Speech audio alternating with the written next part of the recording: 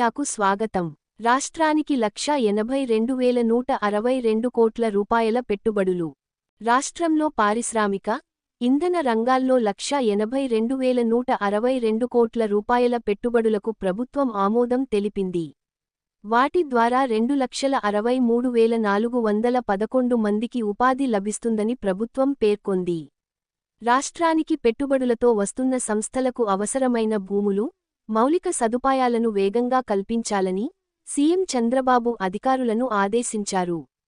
ఒప్పందం ప్రకారం నిర్దిష్ట సమయంలో ప్రాజెక్టులు పూర్తి చేసేలా పర్యవేక్షించాలని సూచించారు. విశ్వసనీయ వార్తల సమాహారమే మన కింగ్ మీడియా. దయవుంచి మన కింగ్ మీడియా ఛానల్ను లైక్ చేయండి, షేర్ చేయండి, సబ్స్క్రైబ్ చేయండి. మరి కొందరితో చేయించండి. ధన్యవాదములు.